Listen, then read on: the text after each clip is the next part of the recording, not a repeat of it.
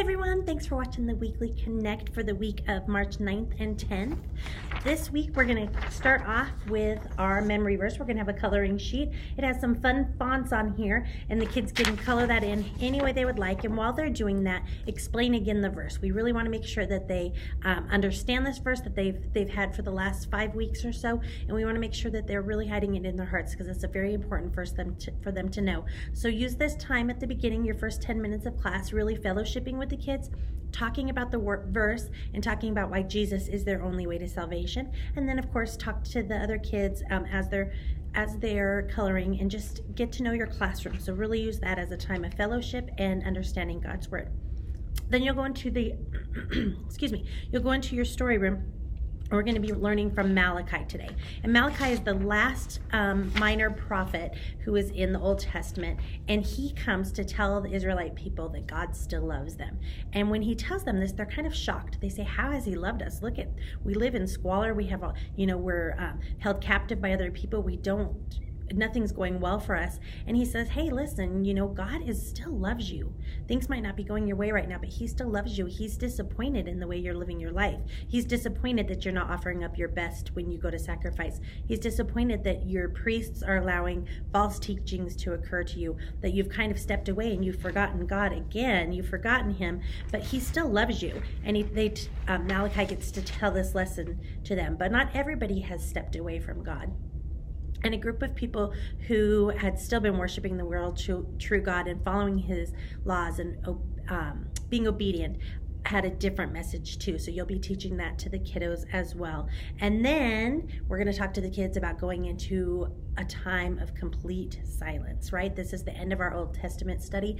And for 400 years, God was silent, and his people, all people, just waited and waited and waited. And we talk about how that silence was broken when Jesus came. So read over your story. Make sure to do that. When you go back after your blessing and your worship and offering and such, you'll go back to your classrooms. And as always, we have the after story activity time where you can ask all those questions. You can play a game doing that. You can even, one of my teachers here last week did asked the questions and then had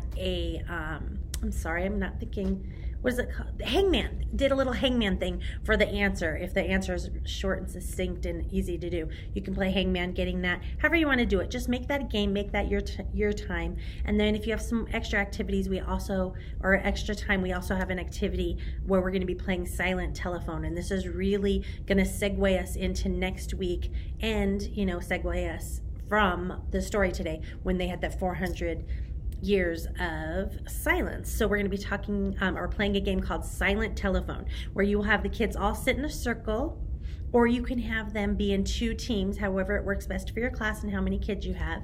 You'll pick one child to start off, and what he or she will do is draw a simple shape or maybe a letter, something easy on the person in front of them. Draw a shape or something like that on their back. That person then will draw the shape on the next person. So it's just like telephone, but they'll be doing it using their fingers, drawing shapes on the other person's back. And so when it gets to the person who's in the front of the line, or the last person, if you do a circle, that person goes up to the board. Kids love to be on our whiteboard. I noticed this weekend when I was teaching first grade, I just decided I had to incorporate whiteboard drawing into our game because they love it so much.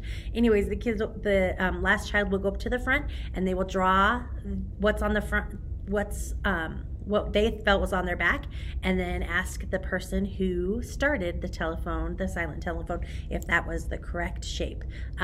If you have older kids, you can obviously make it a little bit harder, but I think for younger kids, maybe just have a shape or a letter or something like that. So it's a really fun game. You're going to be talking about how the Jewish people waited to hear from God, and they waited for 400 years, but it was silent. And this is going to be a nice break in your day because you are going to make sure that the whole room is very quiet while you're playing this game. And there's no talking, silence completely. So you're welcome. I'm sure you'll thank me for that. Okay, and next week we're going to start off in the New Testament. So we're going to go to Matthew 1, 1 through 16, and Luke 1, 26 through 55, and Luke 2. So thank you so much for watching this. I hope that this helps you to plan your lesson. If you have any suggestions or any fun activities you'd like us to do, any object lessons that you can think about for this lesson, we would love to hear from you, and we'll share it with all of our storytellers at all of our campuses. So thank you very much for all you do for Crossroads Kids, and happy teaching.